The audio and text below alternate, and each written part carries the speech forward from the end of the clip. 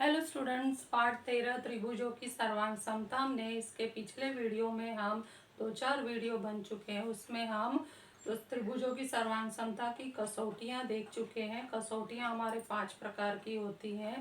पहला भू भू भू कसौटी, जिसका पूरा नाम भुजा भुजा भुजा कसौटी है। दूसरा भू को भू कसौटी, जिसका पूरा नाम भुजा कोण भुजा कसौटी है। तीसरा हमारा को भू को कसौटी, कोण भुजा कोण कसौटी। चौथा समकोण त्रिभुज के लिए कर्ण भुजा प्रमेय है। खास समकोण त्रिभुज के लिए जब भी समकोण त्रिभुज आए तो उसमें कर्ण भुजा प्रमेय ही लगाना है। और पांचवा है को भू कसौटी, ये बहुत ही कम त्रिभुजों में लगाया जाता है, को भू कसौटी। तो इस तरह से पांचों कसौटियों का नाम और उसके कथन आप लोगों को याद होने चाहिए। अगर आप लोगों को याद हो गए हैं तो इसके आधार पर हम प्रश्न संग्रह 13.1 आसान सा ये सवालों का प्रश्न संग्रह है, हल कर सकते हैं। तो चलो हम प्रश्न संग्रह 13.1 देखते हैं इसमें क्या पूछा गया है। तो 13.1 के पहले ये सूचना दिया जा रहा है कि पेज 84, 85, 87 का जो एक एक दो दो उदाहरण है उसे पढ़कर आसानी से आप समझ लीजिए। जैसे मैं ये समझाऊंगी उसी के आधार पर समझकर फेयर नोटबुक में लिख लेना है। उसके बाद प्रश्न संग्रह 13.1 हेडिंग डालकर पहला प्रश्न लिखना है। पहले प्रश्न में दिया गया है कि आगे दी गई आकृतियों के त्रिभुज की प्रत्येक जोड़ी में समान चिन्हों द्वारा दर्शाए गए घटक सर्वांग सम है। इसका मतलब होता है कि अगर दो त्रिभुज हैं उसमें एक भुजा पर एक जैसा चिन्ह लगा है, वही चिन्ह दूसरे पर लगा है, तो वो क्या होते हैं, समान पर। और एक कोण पर चिन्ह लगा है, वैसे ही कोण दूसरे त्रिभुज के कोण में लगा है, तो वो सर्वांग सम माने जाते हैं। तो ये लाइन का कथन मैं बता चुकी, अर्थ बता चुकी। प्रत्येक जोड़ी के त्रिभुज किस कसौटी तथा शीर्ष बिंदुओं की किस इकाई संगति द्वारा सर्वांग सम है, लिखो। तो हमें 2 क्वेश्चन पूछे गए हैं। प्रत्येक त्रिभुज किस कसौटी के आधार पर सर्वांग सम है और शीर्ष बिंदुओं की कौन सी संगति के लिए सर्वांग सम है।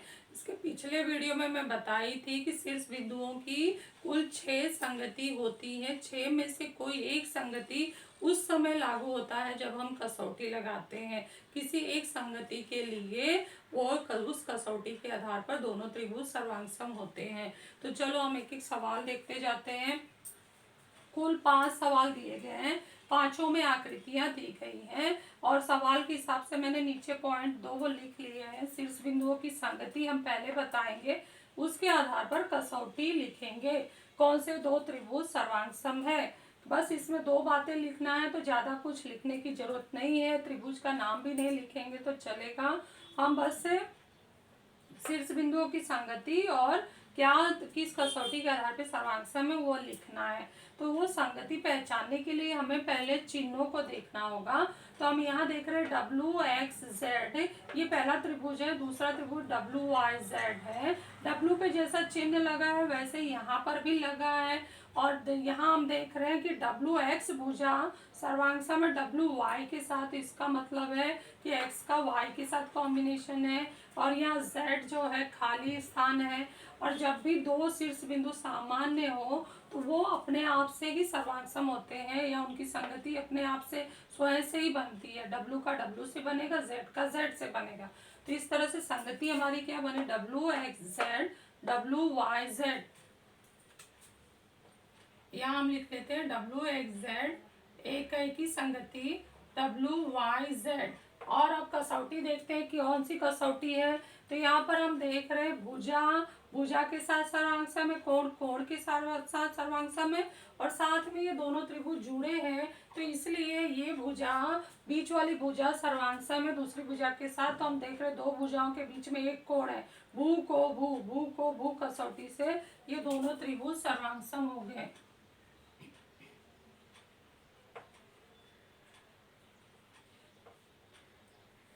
नेक्स्ट हम चलते हैं, दूसरा जो प्रश्न है उसमें दिया गया है कि KJI त्रिभुज और त्रिभुज LJI किस शीर्ष बिंदु और कसौटी के अनुसार सर्वांग सम है। तो शीर्ष बिंदुओं के एक की संगति हम ध्यान से देखें तो J कॉमन है, I कॉमन है, तो J का कॉम्बिनेशन J से, I का I कॉम्बिनेशन I से बनेगा, और K और L फ्री है। यहाँ पे हम भुजा देखें तो KI सर्वांग सम है, एल आई के साथ और जे पर 90-90 अंश का कोण बना है, तो संगति हमारा क्या बनेगा, के जे आई एल जे आई। एक है कि संगति एल जे आई। और कसौटी कौन सी बनेगी, तो ये समकोण त्रिभुज पहचाना तुम लोगों ने, ये समकोण त्रिभुज है, तो समकोण के सामने वाला कर्ण सर्वांगसम है। तो दूसरी भुजा, जब दो त्रिभुज जुड़े होते हैं तो उनका कोई ना कोई एक भुजा सामान्य होता है, तो ये भुजा सामान्य वाली भुजा है, ये भुजा हो गई, ये कर्ण हो गई, तो कर्ण भुजा प्रमेय से ये दो त्रिभुज सर्वांगसम हो गए। नेक्स्ट हम तीसरा आकृति देखें, तो ये चतुर्भुजाकार आकृति है। जब भी चतुर्भुजाकार आकृति बने तो उसके सामने वाले जो शीर्ष बिंदु होते हैं उनकी संगति एक दूसरे से बनती है।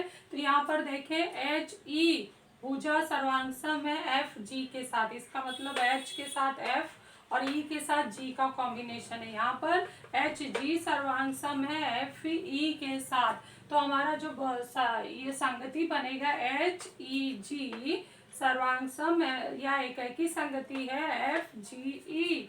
तो एच ई जी लिखेंगे हम, एच ई जी एकैकी संगति, एच के सामने क्या है एफ, और यहाँ देखो एच लिखा है तो एच के सामने हमारा क्या है एफ है। फिर ई लेना है तो ई के सामने हमारा क्या है जी है, फिर जी के सामने हमारा क्या ई है।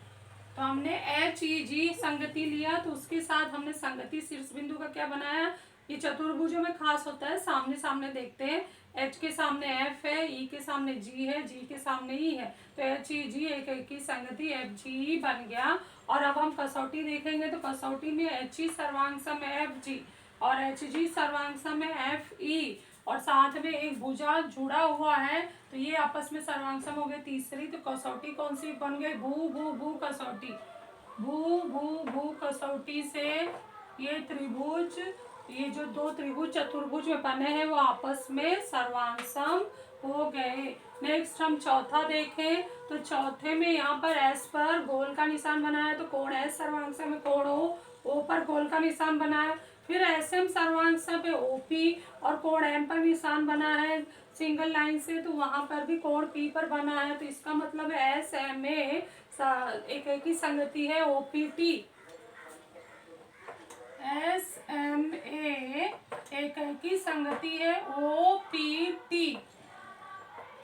फिर कसौटी कौन सी बनेगी, यहाँ पे दो कोण के बीच में एक भुजा है, दो कोण के बीच में एक भुजा है, तो ये कसौटी कौन सी बनी, को भू को कसौटी से। और नेक्स्ट हम यहाँ अभी पांचवा देखें, तो पांचवा में हम देख रहे हैं कि टी पर ये क्रॉस बना है और एन पर क्रॉस बना है, तो टी जो हम देख रहे हैं टी और एन आपस में ही सर्वांगसम है स्वयं से, टी का टी के साथ और एन के साथ है, तो एम टी एन एक ही संगति होगा एस टी एन। ये एक ही संगति आ गया एम टी एन एक ही संगति एस टी एन। और कसौटी कौन सा है, भू को कसौटी, ये भुजा है दो कोणों के बीच में नहीं है, असमाविष्ट है। हम यहाँ पे दूसरी जगह पर हम देखे थे कोभू को कसौटी में दो कोणों के बीच में एक भुजा था, और यहाँ हम देख रहे दो कोणों के साइड में भुजा है, असमाविष्ट भुजा कहते हैं, तो इसलिए इसका नाम भू को या को भू कसौटी हो गया। तो ये को भू कसौटी से सर्वांगसम हो गए। तो बस ये 13 पॉइंट बहुत ही आसान था, इसमें हमें पहचानना था कि कौन किस कसौटी के आधार पर और किस संगति के अनुसार सर्वांगसम है। ये बच्चों ये वाला टॉपिक बहुत ही इम्पोर्टेंट है, क्योंकि सबको पहचानने में आना चाहिए। त्रिभुज में जब होते हैं ना बिंदु, वो कॉमन सामान्य होते हैं तो स्वयं के साथ सर्वांगसम होते हैं, और चतुर्भुज में वो एक दूसरे के सामने रहते हैं तो वो संगति मानी जाती है, एक दूसरे के साथ जोड़ी में मानी जाती है। तो इस तरह से इसको अच्छे से समझकर लिख लीजिए। Thank you.